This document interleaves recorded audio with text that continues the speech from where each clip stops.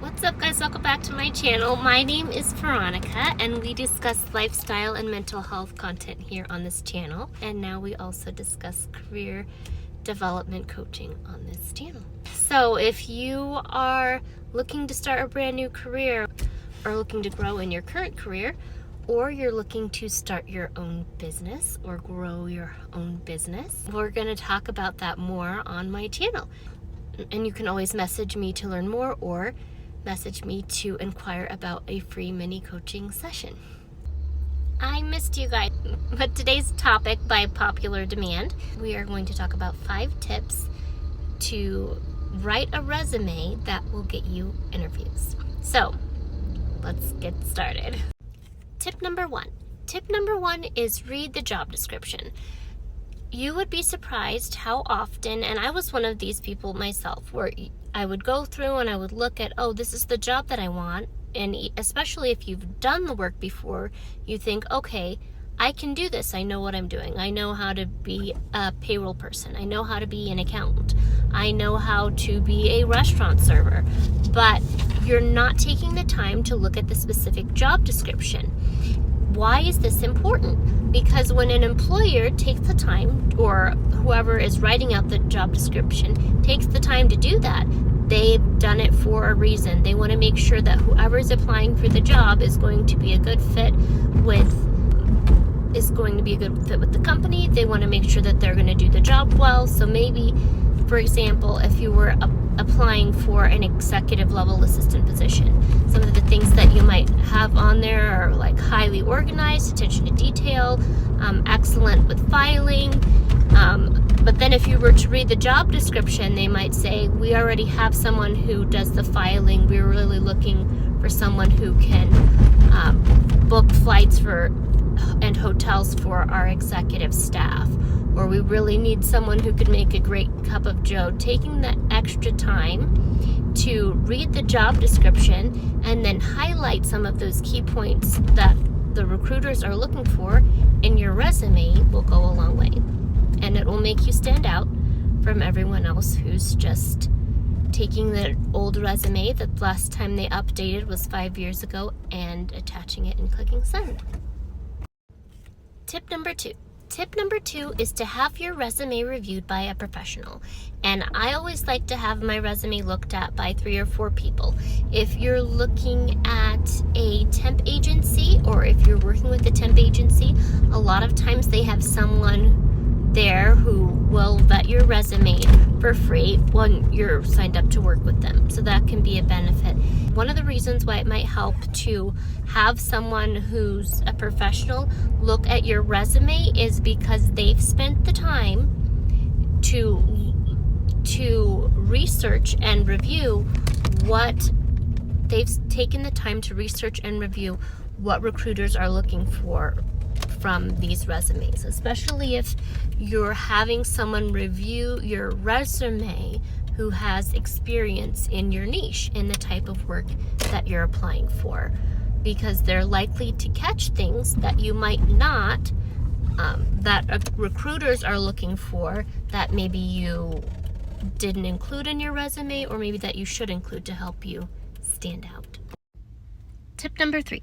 Tip number 3 is to apply for the job. You'd be surprised how many people don't get the job that they really want because they've taken themselves out of the running before they've even begun, right? So you saying, oh, well, I would really love this job, but I'm not sure that I have enough experience, even though when you read the job description, the job skill set that you have matches over 70% of what they're looking for. To give yourself a chance and go ahead and apply for the job. And to not be discouraged when you maybe don't hear back from the first job that you've applied for. You might, and if you think of it as being a numbers game and you say, okay, well, for every 20 applications that I send out, I'm going to get 1 interview. And for every 4 interviews or 5 interviews that I have, I'll get 1 job offer. So that means, like, if you want to get maybe 4 to 5 job offers, you're going to need to send out close to 100 applications. Are you prepared to do that?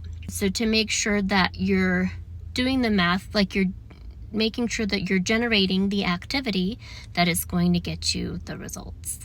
So tip number 3 is making sure that you're applying for the jobs, that you're sending your resume out to enough jobs to get the results that you are desiring from the activity.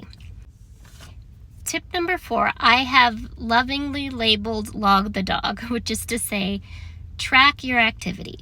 If you're sending out like 20 applications a day, or you're sending out 10 applications a day, over the course of the month, you'll have sent out anywhere from 250 to 300 job applications.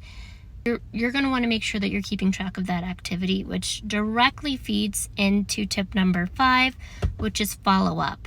If you've sent out a bunch of resumes, but you're not keeping track of where you are in terms of the hiring process, if you've gotten a notification back from the potential employer that they've even reviewed your resume, or they've called you in for a first interview and you're waiting on the second interview, keeping track of all of your activity is going to make it easier for you to follow up.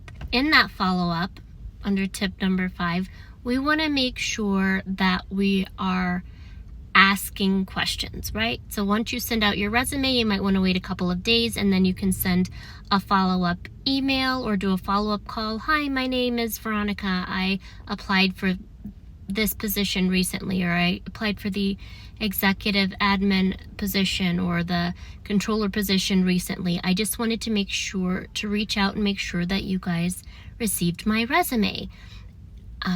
Something small like that. Sometimes emails get lost in the shuffle, but a good way to move your name to the top of the pile is by reaching out. Or you've sent out your resume and then you were called in for an interview. You want to make sure that you follow up and thank your employer or potential employer for taking the time to meet with you. Just those extra steps show your potential employer that you're interested in working with them. Just like if you were to go out on a date with someone, after the date, what if you've asked a young lady out for a date, what do you do after the date? You follow up. You let the person know that you had a good time and you're interested in seeing them again. Unless you don't want to see them again, then you might not want to follow up. But yeah, I hope that these tips were helpful to you guys. If you have any other tips on how someone can build an all-star resume that will get them an interview, please feel free to share. Thank you guys so much for watching, and I will see you in the next video. Bye, guys.